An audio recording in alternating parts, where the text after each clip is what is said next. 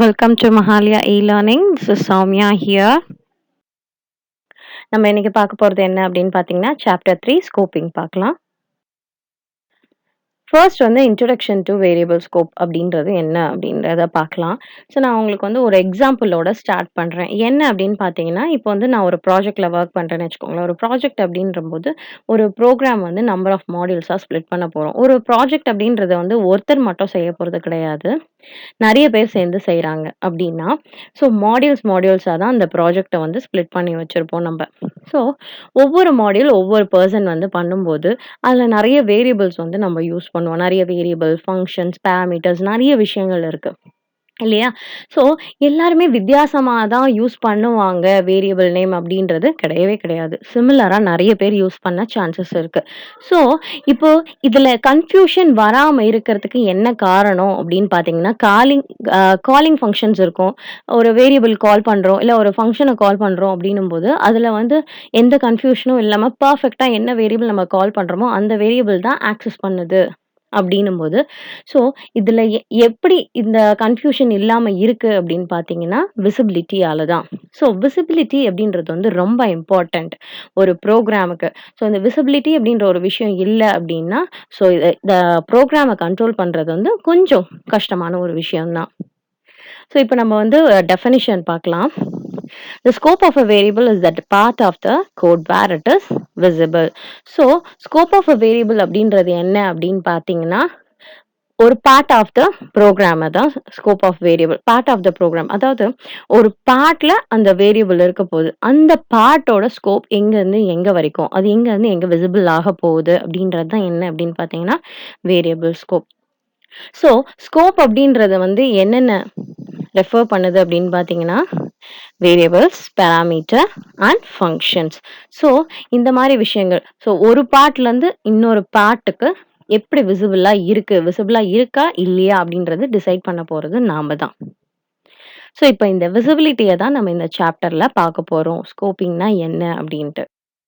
So நம்ம இப்போ என்ன பார்க்க போறோம்னா, எக்ஸாம்பிள் ஃபார் ஸ்கோப்பிங் பார்க்கலாம். ஸோ ஸ்கோப்பிங் அப்படின்னு சொல்லும்போது நான் இதில் வந்து 3 ஃபங்ஷன்ஸ் கிரியேட் பண்ணியிருக்கேன். Function 1, function 2 and function 3. 3 function create பண்ணியிருக்கேன். இதுக்கு என்ன வித்தியாசம் அப்படின்றத பார்க்கலாம். இப்போ ஸ்கோப்பிங்னா என்ன அப்படின்னா, ஸ்கோப்பிங்னா என்ன சிம்பிளா ஒரு ஏரியா தான் ஸ்கோப்பிங் அப்படின்றது. ஸோ இப்போ ஃபங்ஷன் 1ஓட ஏரியா என்ன பார்த்தீங்க அப்படின்னா, இங்கேருந்து ஸ்டார்ட் ஆகி இங்கே முடியுது. ஸோ இதோட ஏரியா என்ன அப்படின்னு பார்த்தீங்கன்னா, இங்கேருந்து இங்கே வரைக்கும். இதோட விசிபிலிட்டியும் அதே தான். ஸோ இப்போ ஏ அப்படின்ற வேரியபிள் ஃபுல் ப்ரோக்ராமுக்குமே விசிபிளா இருக்கு இப்ப நமக்கு. ஸோ இந்த ஏ அப்படின்ற வேரியபிள் நம்மளோட ப்ரோக்ராம்ல எந்த இடத்துல வேணும்னாலும் நம்மளால யூஸ் பண்ண முடியும். இப்போ ஃபங்ஷன் 2ல பி ஈக்குவல் டு 10ன்னு கொடுத்துருக்கேன். ஸோ இந்த பி அப்படின்ற வேரியபிள் வந்து நான் எங்க யூஸ் பண்ண முடியாது அப்படின்னு பார்த்தீங்கன்னா, ஃபங்ஷன் 1ல யூஸ் பண்ண முடியாது. ஏன் அப்படின்னா, இந்த ஃபங்ஷன் 2 ஓட ஸ்கோப் பார்த்தீங்கன்னா, இங்க இருந்து ஆரம்பிச்சு இங்க முடிஞ்சிருது.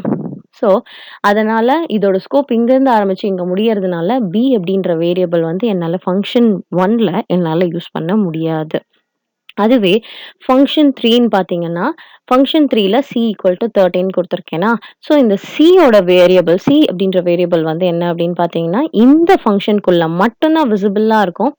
மத்த 2 ஃபங்ஷன்ல விசிபிளா இருக்காது. இத சிம்பிளா சொல்ல போனோம்னா, இது வந்து லோக்கல் ஸ்கோப்ன்னு சொல்லலாம். ஏன்னா, இதுல மட்டும் தான் இது விசிபிளா இருக்கும். அதுவே இந்த ஃபங்ஷன் 2 வந்து என்னன்னு சொல்லுவோம்னு பார்த்தீங்கன்னா, என்க்ளோஸ்டு ஸ்கோப். ஏன் அப்படின்னு பார்த்தீங்கன்னா, இந்த ஃபங்ஷனுக்குள்ள இந்த ஃபங்ஷன் என்க்ளோஸ் ஆயிருக்கு. அதனால இந்த பி அப்படின்ற வேரியபிள் வந்து ஃபங்ஷன் 3க்குமே விசிபிளா தான் இருக்கும். ஓகே. இதுதான் என்ன அப்படின்னு சொல்லுவோம்னா, என்க்ளோஸ்டு ஸ்கோப் அப்படின்னு சொல்லுவோம். பட் ஏ ஈக்குவல் டு 40 அப்படின்றது என்ன அப்படின்னு பார்த்தீங்கன்னா, குளோபல் ஸ்கோப்ன்னு சொல்லலாம். ஏன் அப்படின்னா, ஸோ இந்த ஏ அப்படின்ற வேரியபிள் வந்து என்டையர் ப்ரோக்ராம்லயும் விசிபிளா இருக்கும். ஸோ இதுதான் சிம்பிளா ஸ்கோப்பிங்க்கு வந்து ஒரு எக்ஸாம்பிளா உங்களுக்கு கொடுத்துருக்கேன். இப்ப நம்ம மேப்பிங்னா என்ன அப்படின்றத பார்க்கலாம். ஸோ மேப்பிங் அப்படின்றது என்னன்னு பார்த்தீங்கன்னா, process of binding a variable name with the object is called mapping. So இதுலேருந்து என்ன தெரியுது அப்படின்னு பார்த்தீங்கன்னா, நம்ம பைண்ட் பண்ண போறோம். எதோட சேர்த்து எதோட அப்படின்னு பார்த்தீங்கன்னா, வேரியபிள் நேமோட ஆப்ஜெக்ட்ட. ஸோ இதுவரைக்கும் என்ன இது மேப்பிங் அப்படின்றது புது கான்செப்ட்டா இருக்கே. அப்படின்னு நீங்க நினைக்கலாம். ஸோ மேப்பிங் அப்படின்றது என்ன அப்படின்னு பார்த்தீங்கன்னா, நம்ம சியோ, சி பிளஸ் பிளஸ்லயோ இந்த மாரி கான்செப்ட் நம்ம யூஸ் பண்ணது கிடையாது. என்ன வித்தியாசம் அப்படின்னு பார்த்தீங்கன்னா, ஸோ நான் ஒரு சி ப்ரோகிராமோ, சி பிளஸ் பிளஸ் ப்ரோகிராமோ இருந்ததுன்னு வச்சுக்கோங்களேன். நான் என்ன பண்ணுவேன் அப்படின்னா, ஒரு வேரியபிள்ல வேல்யூ ஸ்டோர் பண்றேன்னா, ஏ ஈக்குவல் டூ 10 அப்படின்னு குடுத்தேன்னா, அந்த 10 அப்படின்ற வேல்யூ வந்து ஏ அப்படின்ற வேரியபிள்குள்ள ஸ்டோர் ஆயிருக்கும். Okay.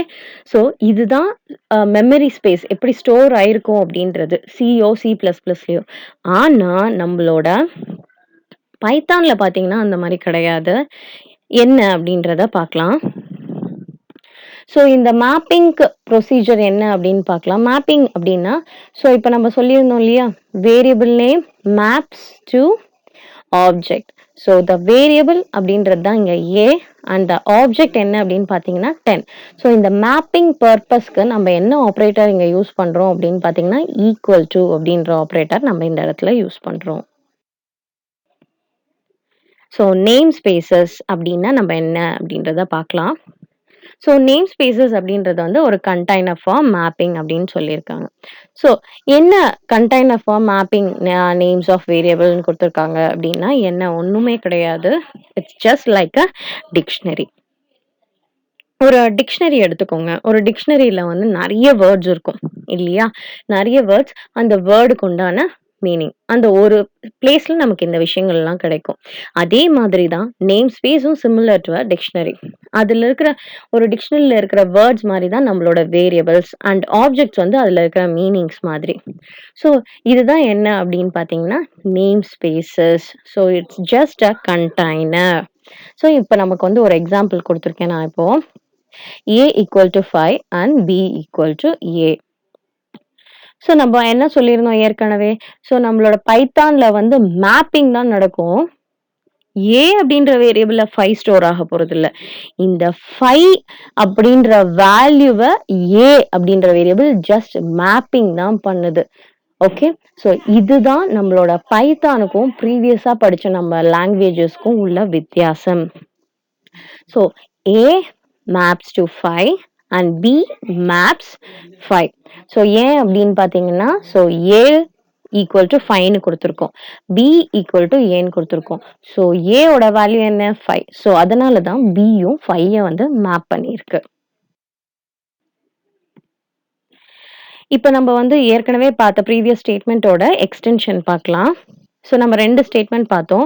A equal to 5 and B equal to Aன்னு பார்த்தோம். இப்போ நம்ம என்ன பார்க்க போறோம்னு பார்த்தீங்கன்னா, ஒரு ஒரு எக்ஸ்டென்ஷன் ஆட் பண்ணியிருக்கோம். என்ன அப்படின்னு பார்த்தீங்கன்னா, A ஈக்குவல் டு 3. ஸோ இந்த இடத்துல பார்த்தீங்கன்னா, A அப்படின்ற வேரியபிள் எத மேப் பண்ணியிருக்குன்னு பார்த்தீங்கன்னா, 3 அப்படின்ற வேல்யூவ மேப் பண்ணியிருக்கு. அதுவே Bன்னு பார்த்தீங்கன்னா, 5 அப்படின்ற வேல்யூவ மேப் பண்ணியிருக்கு. ஏற்கனவே நம்ம மேப்பிங் பண்ணது எப்படி இருந்தது? Aவும் Bயும் 2மே 5 தான் மேப் பண்ணியிருந்தது. ஆனா இந்த இடத்துல பார்த்தீங்கன்னா, A ஈக்குவல் டூ நம்ம 3ன்னு ஒரு ஸ்டேட்மெண்ட் ஆட் பண்ணதுனால, இப்போ A எத மேப் பண்ணியிருக்குன்னா, 3ய தான் மேப் பண்ணியிருக்கு. ஆனா A ஓட வேல்யூ சேஞ்ச் பண்ணதுனால B ஓட வேல்யூ வந்து சேஞ்ச் ஆகணும்ன்ற அவசியம் கிடையாது. ஏன்னா B ஓட ஸ்டேட்மெண்ட் இதோட முடிஞ்சது. திரும்பவும் நம்ம Bக்கு வந்து வேற எந்த ஒரு ஸ்டேட்மெண்ட்டும் குடுக்கல. அதனால B ஓட வேல்யூ என்னவா தான் இருக்கும் அப்படின்னு பார்த்தீங்கன்னா, 5 மட்டும் தான் B ஓட வேல்யூவா இருக்கும். இப்ப நம்ம வந்து என்ன பார்க்க போறோம் அப்படின்னு பார்த்தீங்கன்னா, எல்இஜிபி ரூல் பார்க்கலாம். அதாவது ஸ்கோப்பிங்க்கு உண்டான ரூல். ஸோ எல்இஜிபி ரூல் அப்படின்றது எதுக்காக அப்படின்னு பார்த்தீங்க அப்படின்னா, ஒரு ஆர்டர டிசைட் பண்றதுக்காக. ஸோ எந்த ஸ்கோப்லேருந்து எந்த ஸ்கோப்ல வரைக்கும் வேரியபிள் இருந்தா என்ன மாதிரியான ஸ்கோப்ன்னு நம்ம தெரிஞ்சுக்கிறதுக்காக யூஸ் பண்றது தான் இந்த எல்இஜிபி ரூல். ஸோ இதுல பார்த்தீங்கன்னா 4 எல்இஜிபி ரூல்ஸ் இருக்கு. Local, enclosed, global and built in. So இந்த டயகிராம்ல பார்த்தீங்க அப்படின்னா, லோக்கல், என்க்ளோஸ், குளோபல்னு குடுத்துருக்கோம் இல்லையா? பில்ட் இன் அப்படின்றது வந்து நம்மளோட அ கம்பைலர்ல லைப்ரரி ஃபங்ஷன் இருக்கும் இல்லையா? லைப்ரரி ஃபங்ஷன்ல லைப்ரரி வேரியபிள்ஸ் கூட இருக்கும். ஸோ லைப்ரரியில இருக்கிற விஷயங்கள தான் நம்ம என்னன்னு சொல்லுவோம்னா, பில்ட் இன்னு சொல்லுவோம். அதுவே குளோபல் அப்படின்றது என்ன அப்படின்னு பார்த்தீங்கன்னா, இதுதான் குளோபல் அப்படின்ற வேரியபிள் வந்து நம்மளோட என்டையர் ப்ரோகிராம்க்குமே விசிபிளா இருக்கும்.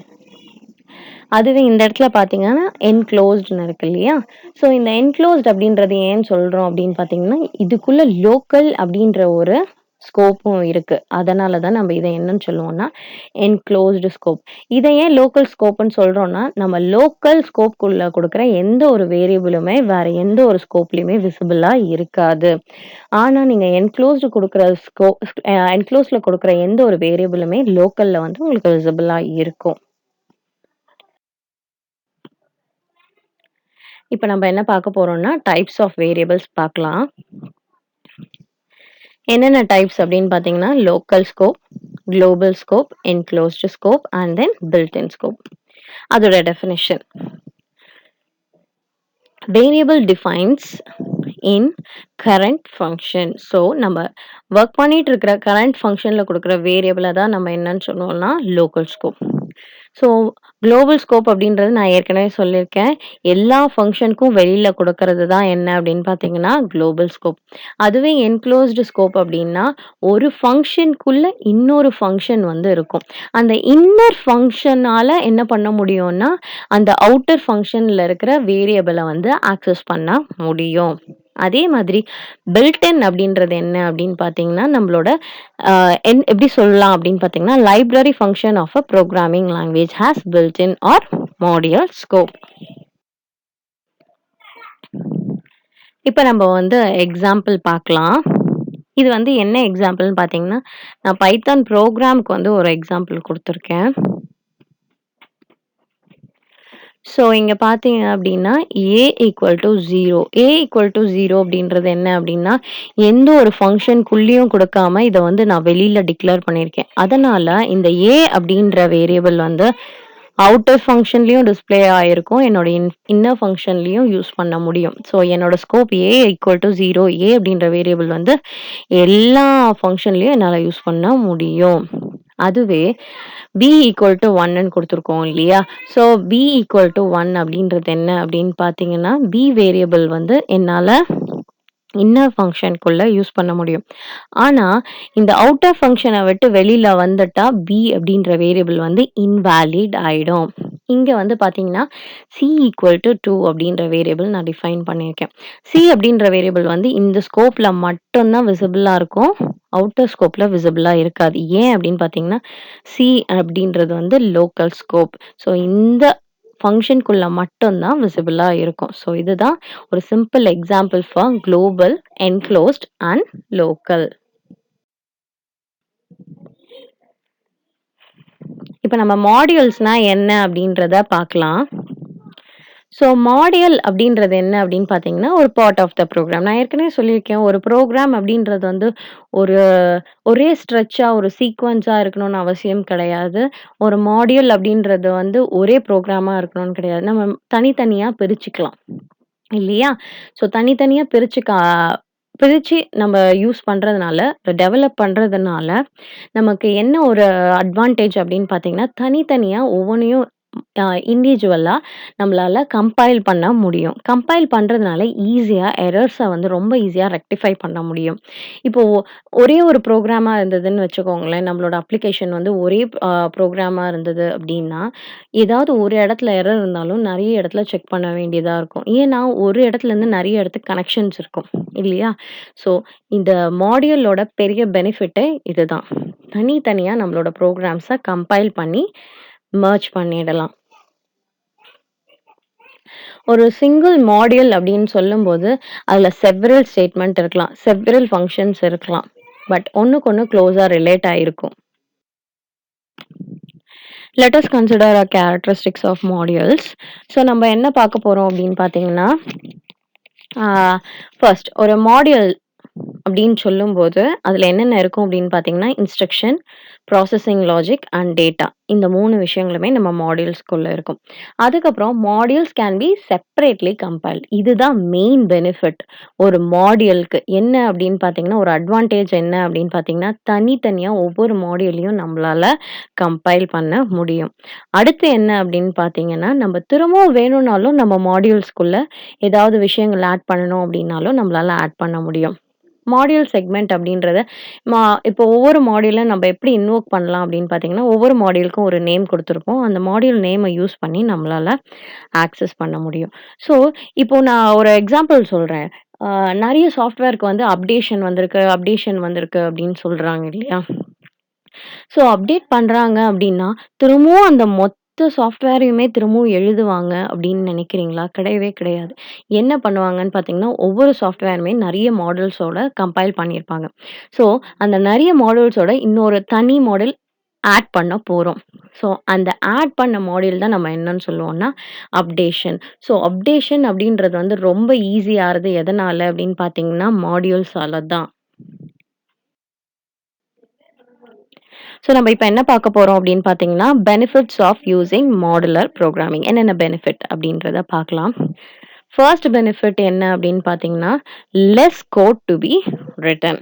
இப்ப என்ன லெஸ் கோட் அப்படின்னா என்னன்னு பார்த்தீங்கன்னா, நெறைய ப்ரோகிராம்ஸ் எழுதும்போது ரிப்பீட்டடா சில கோடிங்ஸ் வந்து எழுதுற மாரி இருக்கும். ஆனா, இந்த லெஸ் கோட் அப்படின்றது என்ன அப்படின்னு பார்த்தீங்கன்னா, நம்ம கால் பண்ணிக்கலாம் ஈஸியா.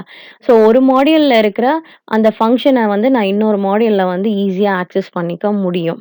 அதுக்கப்புறம் என்ன அப்படின்னு பார்த்தீங்கன்னா, ரீயூஸ்.